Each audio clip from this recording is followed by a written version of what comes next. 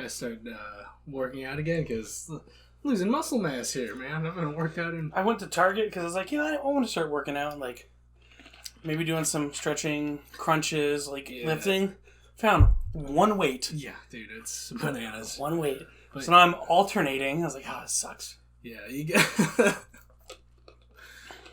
Yeah, it's especially when you're working from home. You just need something like, all right, I'm gonna take like a minute or two to do like a thing every hour. But welcome to the number one work from home workout tips podcast, the Nerdington Post. We don't have any good tips. I don't. Yeah, here's a great tip. The re-release of Scott Pilgrim vs. the World is out on your Switch, your PS4, Xbox One, Epic Game Store, and Uplay. So, I'm probably going to get it sometime.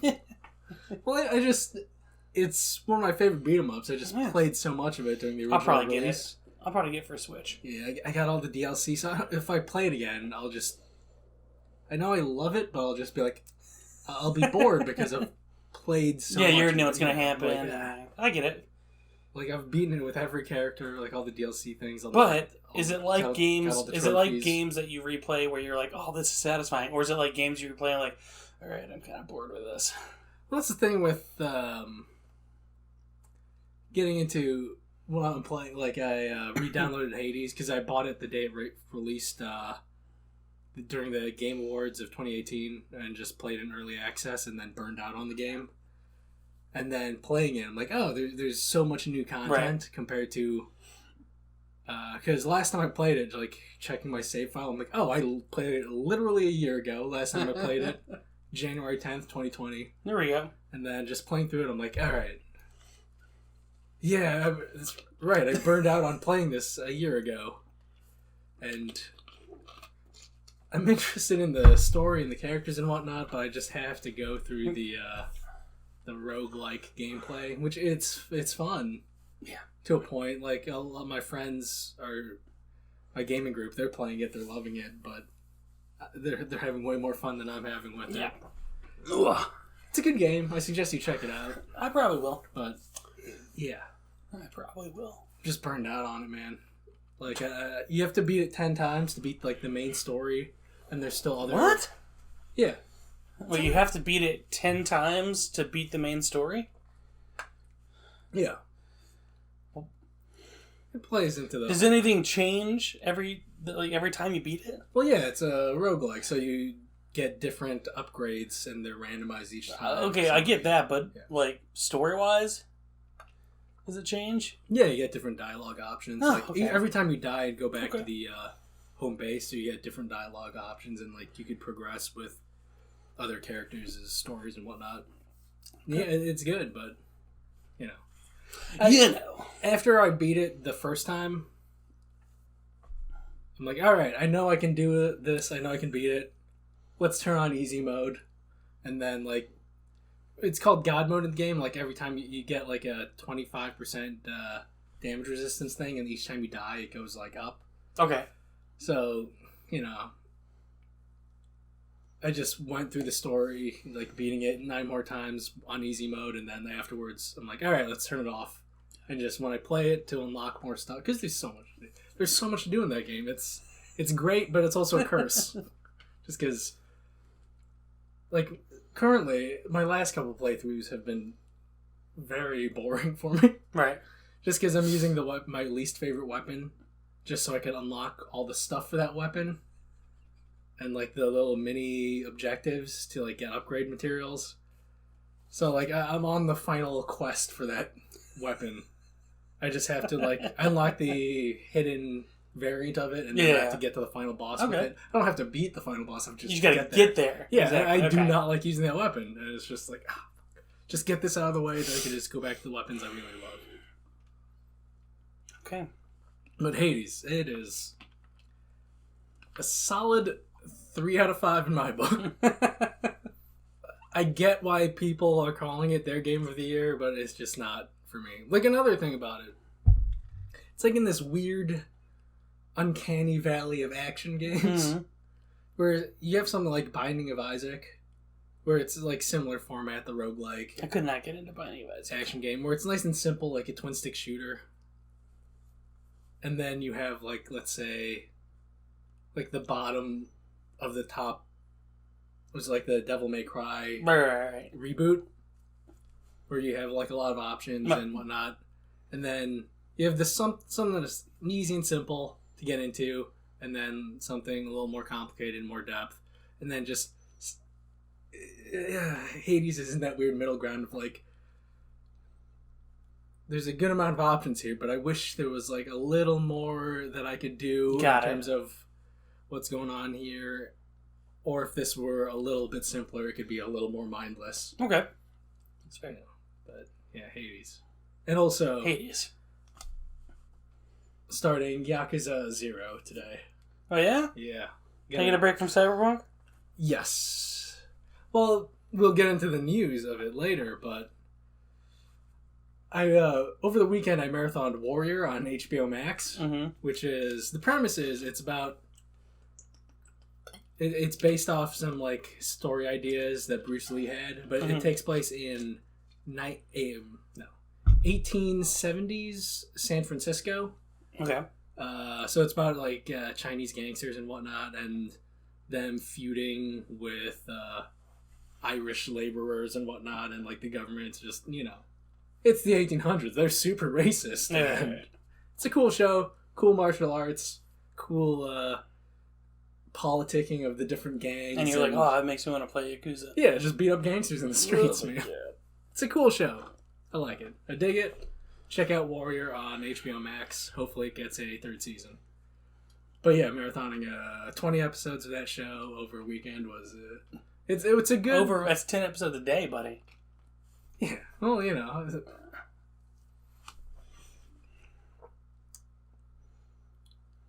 Yeah, I'm pretty sure I did it in like a 36-hour period. Jesus Christ, man. It's fucking Saturday in a pandemic. What the fuck else are you doing? Not going to Logan Arcade Bar. Yeah. And I was just also... You know what? I want to take a break from games. I've been playing a ton of Cyberpunk. That's how I playing feel. a ton of Hades. Let's just sit back and like not touch a thing or like just passively engage with something. I get it. It was a good palate cleanser. And now I want to beat up gangsters in Yakuza 0. What are you playing? So I'm switching back between Ori, which is pretty great. That game is a little bit more challenging than I thought it was. The first one? Yeah. Yeah. But that's fun. Has a great soundtrack. It's a beautiful game. Looks great on the Series X. And I took your advice. I texted you this, but Tetris Effect is fucking awesome. It's so cool, man. It's so cool. So I'm not gonna lie. When we were talking, I think a couple episodes ago, you were like, I think like Tetris Effect is like one of my top 10 games of the decade, or top 3 games, whatever. Of all time. Of all time. And I'm not gonna lie to you, I was like, it's fucking Tetris. So I went into it, I was like, it's Tetris, how cool could it actually be?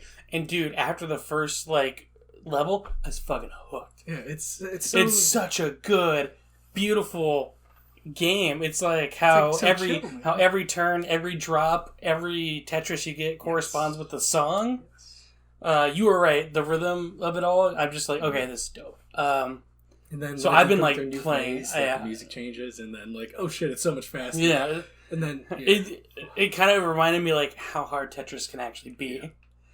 But Tetris Effect, it's on Game Pass, so if you have Xbox or PC, play it. If you love music and kind of shaping music, it's a really awesome game. It's so cool, man. Even my wife was like, "Oh my god, this is really cool," and she doesn't really care for video games. I'm sorry, your what? My wife. My wife? My wife. There we go. But no, dude, I was blown away by Tetris Effect. I just was like, all right, I'll go back to playing zombies or something. I was like, no, I want to do the next one. I want to do the next one. It's really addicting. And so Tetris Effect, first Ori, and then I picked up Call of Duty Modern Warfare just because I heard the campaign was good. Yeah. It was a good campaign. Cool. I played through that. That was really good. Doing a second playthrough, kind of see what kind of different options there are. And then, what else? And then I'm jumping back into Sea of Thieves. Hell yeah. I was on like a 2-hour quest with some rando yesterday. It was pretty fun. You gonna get the season pass when that comes out? I don't know. Depends if you're fully back into it. If I can get like a consistent enough crew of people that want to play, then maybe. But I mean, it's an Xbox exclusive Game Pass, so hey, it's on PC. We could play. I keep telling you. It doesn't appeal to me. Come on, man. At least give it a shot. Give it a shot. Play with me once. And if you don't like it, I'll never ask you to play with me. Yeah, the first month of Game Pass is $1. Yeah. Okay. Exactly. All right, we'll pencil something in. Let's see if we can get John. Because we can't even play Warzone. We've tried playing Warzone, and that's not working. We can play duos, man. I'll play duos. I suck at Warzone. I'm letting you know now. I'm garbage. Okay. I'm like you. I hide to the very last second, and then I just chip the guy. That's the way to do it. It is the way to do it. That's the way to do it. The people who are like, oh yeah, you gotta get like 20 kills or else you're not good. I don't give a shit if I'm good. No. If I have one more win than you, I'm better than you. Yeah, I could like kind of consistently get into like the top 15, but you know, I'm getting like 0 kills. 0 to 1 kill. It's just like, all right. As long as I just get my money so I can get my loadout with a ghost on as quickly as possible, I'll just sneak away. If I see a dot on my motion sensor, I'm like, on my heartbeat sensor, I'm like, all right, I'm gonna try to go around him. I can get the drop on him, right? But I don't trust my skills enough to like actually win that firefight. So I'm the same way. I'm just gonna go around. I'm the same way. Yeah. I'm like, I could try to engage this guy. 9 times out of 10, I'm gonna miss. Yeah. But yeah, so jumped in the Sea of Thieves yesterday. Tetris Effect is... When did that come out? Say 2017, 2018. So I am going to retro fit this and say that Tetris Effect is one of my top 5 games of the decade. Hell yeah. It's so cool. It's so it was one of the first times, like, other than Cyberpunk, because I can actually play a good version of Cyberpunk. It was one of the first times I played a game and was instantly blown away. Yeah. Dude, it's... Just have... I remember just, like, back in the day, just like, alright, just gonna have a beer and just play some Tetris Effect, and then it's like, oh, this is so cool. It's so relaxing. So, yeah, Tetris Effect, if you haven't played it, it's worth it. Even if you're on PlayStation, you have to buy it, it's worth whatever it costs. It's probably not even that expensive. It's Tetris. Yeah. It's probably like $20-$25 if that. Yeah. Was it on Game Pass? It's on Game Pass. Okay, nice. Like the latest version, like with co-op and everything. Yeah, nice. Yeah, so play Tetris Effect. It's worth it. I might buy that on the Epic Game Store. It's good. Because I don't... My PS4 is still plugged in. You haven't sold it yet? No. Gravity Rush is sitting on my desk. I gotta finish that DLC, man. I might not... I don't know. I gotta do it. Ugh, man. Also, like, who knows when I'll get a PS5. Like, I might just play... Yeah, that's fair. I might just play Horizon Forbidden West on my PS4 because... I don't know. It looks good on a Pro. Yeah. Like, it's gonna be loud as fuck, but it's gonna look good. I'm gonna miss some of the details, but it's... But not much, because it's built for the Pro and the 5. Yeah. That's fine. I just want a PS5 by the time Deathloop comes out. Yeah. That's all. That's gonna be early May, so there'll be enough time. I got some feelers out to let me know when. Feel this. Alright, let's jump into the news. The biggest news, I'd say, is Lucasfilm Games. Yeah. So anything Lucasfilm related, it's going to be under that branding, which is cool. And they announced one of the first Lucasfilm games is going to be an Indiana Jones game. They released a brief little teaser. And it's going to be done by Bethesda and Machine Games. Yeah, which is cool. Yes. Because I love Machine Games, Wolfenstein, New Order, New Colossus, Young Blood, Old Blood. New Colossus, that was 2, right? Yeah. Yeah, that was my But yeah, it's 2017, 2018? 2017. Yeah, that was 2017 is like one of the greatest years in I gaming. agree. No, yeah, Wolfenstein 2 in 2017 was my FPS of the year. Yeah, I'm just hoping them working on Indiana Jones games doesn't mean that they're done working on Wolfenstein games. Same. Like, I just want that. End the story. End the story for Wolfenstein. Good or bad, I just want that loop closed because, right? You know, they end Youngblood on a cliffhanger of just like, oh, there's just a big. I haven't played Youngblood yet. I think it's on Game Pass. I'm gonna download it. Get on Youngblood because I love Wolfenstein 1 and 2. Yeah. It's weird because it's kind of co-op focused, but you can play the entire thing single player. Had a good time. But yeah, Machine Games, Indiana Jones. I don't care about the Indiana Jones franchise, but I'm stoked for it. I like Indiana Jones. I trust that Machine Games can make a really good Indiana Jones. I will say, if they can somehow tackle it in a first-person point of view, that'd be pretty dope. But, I mean, it would be cool to kind of see them venture off into, like, a third-person... Yeah. Because I feel like... Because, like, I've already... I don't know if you've probably seen the comparisons. Like, oh, it's Xbox's way to compete with Uncharted and Tomb Raider. And it's like, yeah, that makes sense. But, I mean, it's Machine Games. Yeah, they're going to do their own thing with it. But, that's the thing with an Indiana Jones game, is that Uncharted is already... like the best Indiana Jones games ever made, and that's where he got his inspiration from. Yeah, and that's where Tomb Raider got its inspiration from. I think Machine Games can pull off something cool, but just fucking make Wolfenstein also. Yeah, make Wolfenstein 3 do it. But they got that Microsoft money coming in, so hopefully they can expand the studio. They probably two will. games at once. Yeah. I think you're going to see in 2021 now. You know, we have the vaccine and everything. I think you're going to see a lot of hirings, a lot of expansions going on in the video game world. I mean, especially with Microsoft, because we know they got money in the bank. Also, I don't know if you saw, Tom Warren on Twitter found a leaked 30-second video of Microsoft 10X. Like, it was like a build of Windows 10X or something. It looks very interesting. I'll see if I can find it and send it to you. Yeah, okay.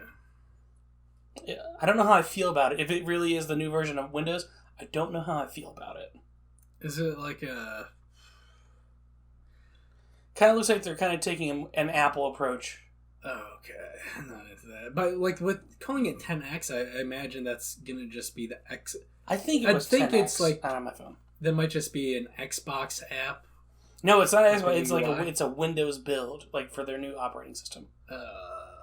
I'll find it and send it to you. I'll try to hold off with my Windows 10 as is for as long as possible. That's what I said. I was like, because I have a work computer, I was like, oh, please don't update me to the new Windows. If it's going to be what it looks like, what Tom Warren showed, I was like, I don't know how I feel about that. I love Windows 10. Well, BattleNet just got a UI overhaul. Really? Which is, first time in 8 years, which is cool. Like, there's not a lot of games on BattleNet because it's just Blizzard and the new Call of Duty games, so I don't care about their interface. Exactly. There's only like 10 games on that launcher, and I'm only there for Overwatch when there's a seasonal event or a limited time skin, which I need to log on this week. I haven't played Overwatch in forever. There's a new Hanzo skin that you can only get in this week. I don't like Hanzo. I don't care about Hanzo. But you want the skin. The FOMO, dude. They got me with that FOMO, and it's a cool looking skin. That fucking FOMO, man. I know. We also got announced that Ubisoft, Massive, is going to be working on an open world Star Wars game. Massive Entertainment, who are the developers of The Division. How do you feel about that? I mean, did you play Division 1 and or 2? If it's good, I have no interest in a games as service grindy Star Wars game. But they haven't said if it's going to be an MMO. But they did say it was going to be story driven. Okay. Yeah, but The Division, Division is technically a story driven game. So if it's a single player open world, I'm in. If it's a Division style, what if it's like a co-op story driven, but not Division, where it's like RPG and kind of like the Ghost Recon games? But Star Wars. I guess I'm in. I'm a little more in than... It being like a Division, but with a Star Wars skin? Because the big news is that like it's the end of EA. the EA exclusivity. Ugh, thank God. But the thing is, EA also confirmed they're still working. Well, on yeah, I some know, of I those know. games. So it's just the end of that exclusivity period. Thank God, though. Just, yeah. So we'll still get that Jedi Fallen Order 2 or whatever it's called, and they're probably working on a Battlefront 3. I think they Why said else they would were. I can't remember what they... Because after they fixed Battlefront 2, I feel like it's they had said numbers. that they were working on an open world Star Wars game, too. I can't remember, though. No, that was canceled. Back in the day. I remember that, but I don't know. All I know is the only good Star Wars game they made was Fallen Order. Battlefront 2 got better. Yeah, I kind of like the campaign. I liked parts of the campaign For of Battlefront 2? Yeah. I haven't played it in a while. I don't remember it. The parts where you play as like the new character are cool. The parts, every single part where you played as one of the classic characters was god awful. Yeah, I did not like Especially playing as the Luke Han Solo. Like the Han Solo part's stupid. Like Oh, it's Han Solo with a beard. all the original parts are cool. They're cool missions. You're doing interesting It felt things. like when, they brought in the old characters, like, okay, we're going to try to reach to the fan base here. Yeah, it's just like, why? This character has no bearing on the overall story. Right. They're just there for that cameo. But yeah, Lucasfilm Games. But I do have Interesting pilots, that so goes. I guess I should try that out before I say Fallen Order is the only good one. But Fallen Order is a great game. Except for new Pokemon Snap, they announced the release date, April 30th. No. You gotta switch. Yeah, I don't care either. Yeah, I don't give a shit about I Snap. didn't. If I were 10 years old again, I would. Because I liked it when I was a kid on 64. Really? Yeah, I had fun with it. Even as a kid, I fucking hated Pokemon Snap. I mean, I didn't think it was the best game ever made, but as a kid, I remember enjoying it and not feeling disappointed with it. But I wasn't like, oh my god, this is the best game I've ever played as a 10-year-old. I have a binder over there with all my old Pokemon cards, man. I was laughing. Give me about $5 for you, those cards. I don't know. I got like a. You got Charizard in there? Yeah, I got Charizard in there. Can I see it? No, I just want to see it. later. He's got a Charizard. Yeah, we're gonna be handling. If you want to know where we're at 32.8 now. I'm just kidding. Yeah, even as a kid, I bought Japanese Pokemon cards just because they weren't coming out fast enough. I did too. I was eating up anything Pokemon, and yet Pokemon Snap was a boring turd for me. I had fun with it. Now, I will say that if you put Pokemon Stadium in front of me and you put Pokemon Snap, I'm going to choose Stadium. See, I didn't like Stadium either. I like... What? Stadium was good. It's Now, I mean... It's the Pokemon battle system, and that's it. There's no It's the 3D. Fun parts. There's no the fun parts of Pokemon But- going around and capturing. Oh, shut up. But I will say, nothing competes with handheld Pokemon. Ever. Of course. I kind of wish we would get, like... I mean, I know, like, Let's Go Eevee, Let's Go Pikachu is like a yellow kind of reboot, whatever. But I wish we'd get, like, a Switch version or updated version of Red and Blue and Green. That'd be awesome. Supposedly, there's gonna be like a Diamond and Diamond Sapphire, whatever. Diamond Ruby and Sapphire? Ruby, no, there's already a Ruby and Sapphire, right? Omega Ruby and Alpha Sapphire, right? Yeah. We used to sell all these games. What was it? Yeah, Sapphire Pearl and no, Pearl and Pearl and something. Diamond and Pearl. Was it Diamond and Pearl? I I feel don't like it was Diamond. That sounds right. Supposedly that remake's in the works since the Ruby and Sapphire thing happened. But yeah, we're not Pokemon experts. I went from playing Yellow to playing Sun and Moon. Still, like, I don't care about Pokemon. Even though I've been, for the longest time, every 2-3 years, I'd relapse into getting into Pokemon cards again. But that's out of my system now after... That's how I feel about Magic the Gathering. That's how I am with that. I'm like, I kind of want to see what's new. What are the new commanders that are out? And then I'm like, I don't want to put money into it. Just play Arena online, dude. I like playing the physical game. But that's so much more of a money sink. I know, but it's great. Having physical cards is awesome, man. You know this. Yeah. You know this. I know how much of a money sink it is. That's why I haven't done it in like 3 years. So time for a relapse. No. No. Yeah, but it was cool just because playing Sun again and like playing an actual Pokemon game kind of satisfied me. I'm like, oh, I don't think I need to play the card game anymore. What do you think of Sword and Shield? I didn't play it. Huh. Yeah, because that was the first one I played since X or... What came out first, Black and White or X or Y? I think X and Y came after Black and White. Yeah, that's right. Yeah, that was... I skipped Sun and Moon, but I didn't want to. I just didn't have a 3DS at the time. Yes. It was X and Y, then Moon and Sun and Moon. Yeah.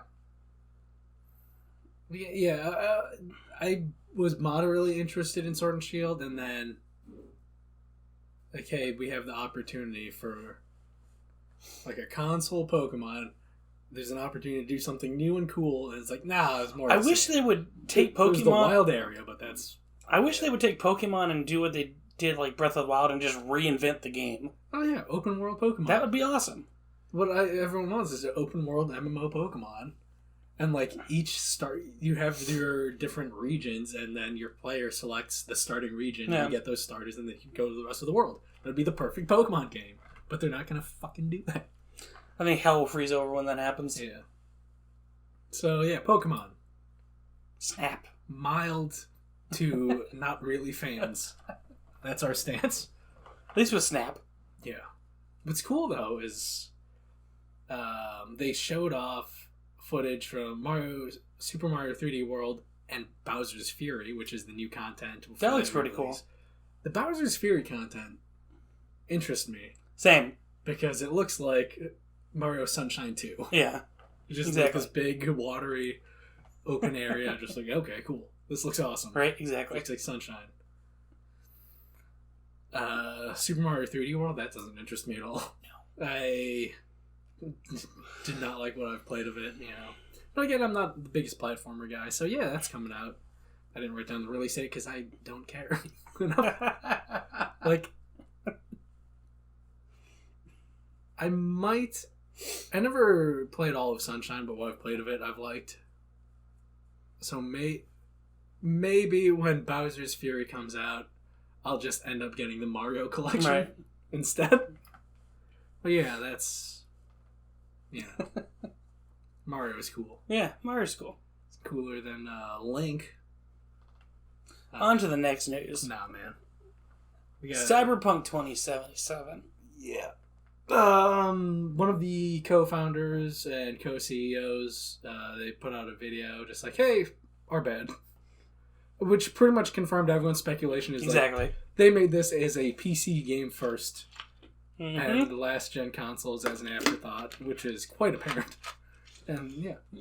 So like, our bad, they released a as Mike said, Mike knows. Mike yeah. Mike made that abundantly clear when we had him on here. We're having great times at Cyberpunk, playing PC and Series X, and he's playing on base PS4, and no. It's not good. But yeah, they released a new roadmap for the game, just, you know, planning on releasing a 1.1 update and then like a 1.2 down the line in spring, and then free DLC after that. And then the next gen console versions with ray tracing and all the bells and whistles in fall 2021. Let's go. So yeah, it's kind of, you know, it's exactly like Witcher 3. What I was saying they should have done originally, and what they did originally with Witcher 2, just like, yeah, release the PC game, take that year to work on the console versions, and then that's ending up on... But they got their money, so that's cool. They made their money back day one and then some. Yeah, minus the refunds and then like legal fees that are coming down the line. Yeah, it's gonna be a very interesting development. Yeah, I'm excited. As the kids say, I'll be a CD Projekt stan. I'm a CD Projekt stan. Same. They haven't let me down yet. Exactly. You know, because I've consistently had the hardware to play their games. The old ass laptop we're recording this on is where I played The Witcher 2 originally. That originally had a fucking awesome graphics card at the time, and The Witcher 2 was beautiful on it. So, you know, CD Projekt Red, they're my favorite PC developer. They should have stayed exclusive, a PC exclusive developer, because they would have avoided this current bullshit. But you gotta chase that console money. consoles. And it worked great for Witcher 3. It worked great for Witcher 3. It worked great for the pre-orders of Cyberpunk 2077. Yeah. Now they're in the top mess. I mean, even on Switch, like, Witcher 3 runs pretty good and it's made the money. Yeah, which I think they'll probably... I mean, hopefully they get that... Because they had, like, an outside development house help them with that. So if they just get that same team to just, like, hey, let's get this crew on that knows how to downscale games for a console really well, let's get them on the last-gen ports. So Cyberpunk 2077... I'll stand with you for the As Night will City I. Anthem. As will I. A lot of people are taking a knee during the Night City Anthem, but I am standing proud, waving a samurai flag. I will take a knee, but also wave that samurai flag. I salute you. What else we got? Scott Pilgrim. Yeah, it's out. We talked about this at the start. It's a great beat 'em up. My favorite beat 'em up of all time, though, is Dragon's Crown, which they released originally on PS3. They released a PS4 version. Release it on PC, please, Atlas/Sega. Just because I don't think about... I have to hit a thing to change the input on my monitor to play my PS4. I'm not going to play the PS4 version. PC. So lazy. Come on.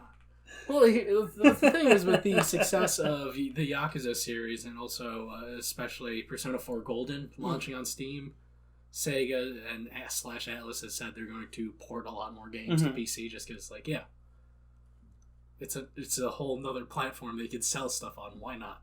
Why not? Just do it. Just do it.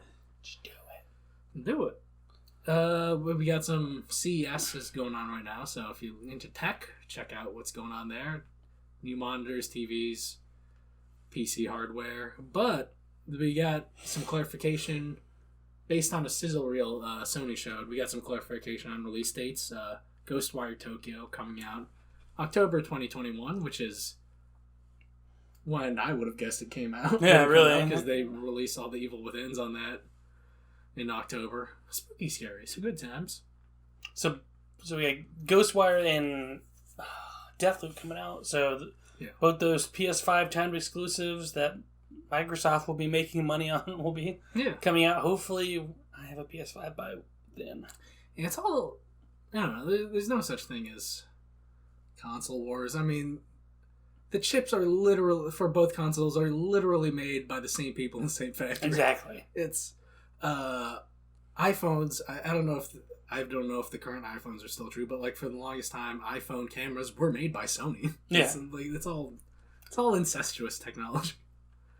But yeah, Projekt Athia, which is which one was that? That was it's like the witch and there's a dragon. Right. It's a Square Enix title. I think it's being made by the former Final Fantasy 15 development team. Okay. Supposedly coming out January 2022. That Pragmata Capcom game where it's like a spaceman, a little girl. That looks pretty cool. Yeah, supposedly coming out 2023, which, you know, it's COVID and also don't announce. I think everybody's learning after this Cyberpunk debacle. Do not announce a release date until you know for sure. Exactly. It is 100% ready. Or else you get sued. Yeah. But keeping with Capcom, Resident Evil, baby. On the 21st of January, there's going to be a Resident Evil showcase, which I'll be watching, because they'll be revealing a new trailer, showing gameplay from Resident Evil Village, and just franchise news. Probably talking about that shitty CG animated series coming out. And that the live-action Netflix show, yeah. Which should be good. It's Netflix, man. Netflix is... There's some duds. There are some duds. Daredevil was good. Daredevil was good. Punisher was okay. Season 1 of Iron Fist had good ideas. But was... No, that's... Just kidding. The whole thing... The thing with Iron Fist, I love Iron Fist in the comics. Right. I was super excited for an Iron Fist live action thing. So like, oh, it's just going to be a kung fu show. This is going to be awesome. And then it has the worst martial arts. and fighting of like all the Netflix series, Marvel series. It's just like this is the one thing you had to get right is the kung fu, the martial arts. The one thing. That's what Iron Fist is known for. Fucking martial arts, and you fucked that up. Season 2 got better. But again, you know, you poisoned the well with the first exactly, season. yeah. I got excited at those last scenes of season 2 of where they're going, because it looked like they were going into mining the material of one of my favorite comic book arcs, which was Matt Fraction and Ed Brubaker's run on Iron Fist, which is super good. It's cool.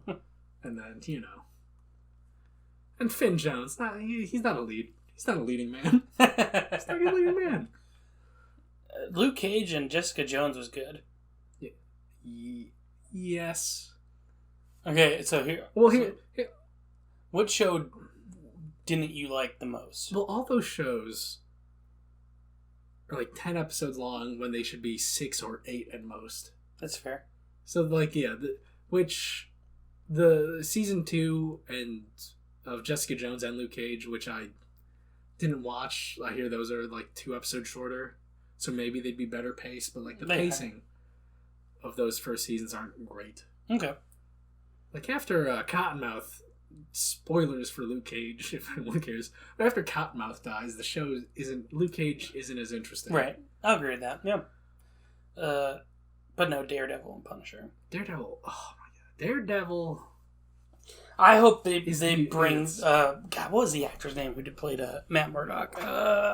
Charlie something. Cox. Charlie Cox.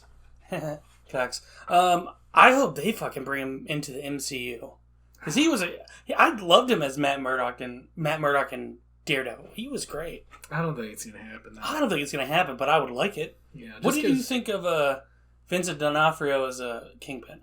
I like him, man. Okay. I like Vincent D'Onofrio. Dude, season 3 is so cool of Daredevil. I agree. If you haven't watched Daredevil on Netflix, you should do that. Yeah. It's the best Marvel thing. Yeah. It's a shame they'll never cross over to the new Marvel stuff. Yeah. Like I didn't even like Agents of S.H.I.E.L.D. that much. I did. I watched the first season and then... I watched the first episode and couldn't get into it. It gets better. Because it lines up with Winter Soldier. Okay. So the events cross over because it's Agents of S.H.I.E.L.D. and then you're getting the Hydra betrayal on the ground level for S.H.I.E.L.D. agents. Mm-hmm. So it gets cool. The first arc of the Agents of S.H.I.E.L.D. is ass. Okay. But, you know, as a Marvel stan, as the kids say, I watched the whole Not an Avengers stan. No. Because you don't like Josh Whedon's...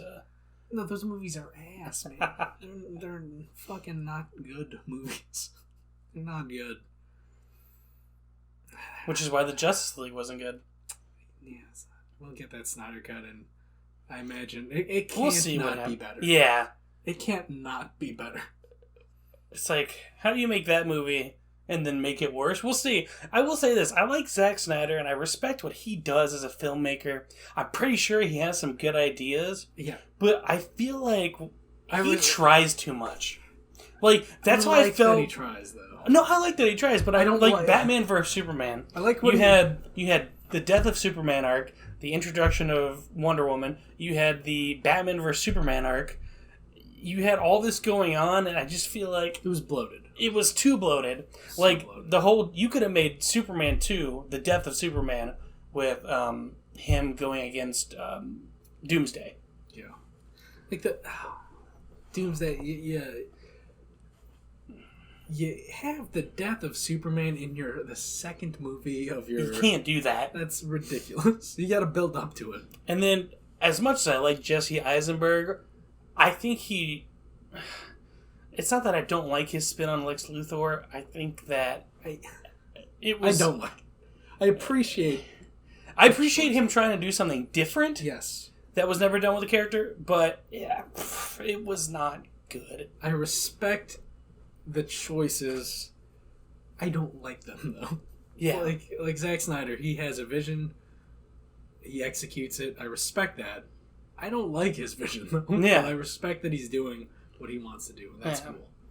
And the fact that he had that freedom with Batman vs. Superman to do those ideas, that's great. But just because you have that freedom doesn't mean you should do those ideas. I think it's like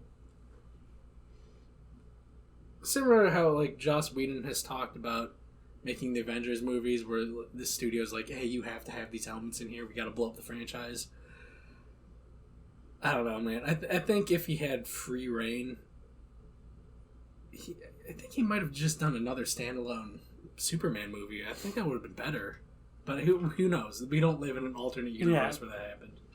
I hope we get another Superman movie, because Henry Cavill... Is it Cavill or Cavill?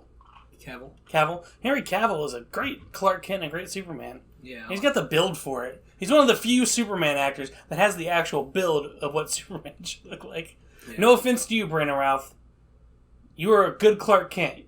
Yeah. You're an okay Superman. It's hard to, like, buff up for that. Dude, have you seen the photos of Chris Hemsworth for his role as Hulk Hogan? That dude is a fucking beef machine right now. Oh, God. Like, you can just tell he's hammering down chicken breasts and protein. The thing is to, like, have that kind of...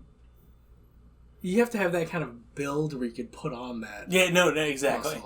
Because that's why I was worried about Robert Pattinson as Batman. Yeah. Because that dude, like, he's a good actor, but he's a twig. Yeah. I think he's more lean. Whereas, like, Kumail Nanjiani kind of beefed up for his Marvel role. He looks sick. Yeah, he looks awesome. He's shredded, dude. He's looking good. Yeah. But I don't think he could... He's got the body where he could beef up to like Batista size. Because Batista's naturally that big. And he's that tall and shoulders broad. are that broad. Yeah. Whereas Brandon Routh, it's like... I said, I think he's just like a tall, regular guy. Yeah. That maybe put on a little bit of muscle. Yeah. Whereas... Like you said, he's good Clark Kent. Yeah. Henry Cavill... Again, he's not like a beefcake, though. Yeah. But he's not... He's got the shoulders and the... Well, it's first of all, it's impossible to hit any comic book proportion. Right? No, exactly. No. Well, yeah, unrealistic body expectations for everybody in comic books. But, yeah, they get close. Yeah. They get close. Whereas, Batfleck, he's got like a good build for him for that kind of Batman. For that old weathered Batman? Yeah. Kind of like that Frank Miller Batman. Okay, I think he... That powerhouse Batman. No, I agree. I think he did a great job as a Frank Miller Batman. Yeah. I like Batfleck. I was a huge fan of Batfleck. What I like about Pattinson, what I like about male Batman is that more of like a martial artist ninja build. Right. Versus beefy. Because, because Batfleck had like a bulletproof suit and he just went in and just... Fucks people up. Yeah. Whereas like, I want that scare tactics, ninja tactics Batman. Yeah. I hope we get that in. I think we will. I think Robert Pattinson is going to be a good year 2 Batman. He's going to be great. I love Pattinson, dude. I do too. Did you ever see Lighthouse? Yeah, dude. That's a good movie. That's my favorite movie. It's a weird, good movie. Oh, I love The Lighthouse. William Dafoe. What? Why'd you have to spill your beans? Right? You don't like me cooking. You're saying you don't like me lobster. Great movie. William Dafoe's great in that. Yeah. I love William Dafoe. Where were we? I don't know. Guilty Gear Strive news. Oh, that's you. Doesn't matter. It has fighting game modes, what you'd expect. Tutorial, training mode versus mission mode, where you just do different objectives and try to execute them. They teach you advanced combos and stuff. Survival mode, just limited pool of life. You just keep fighting.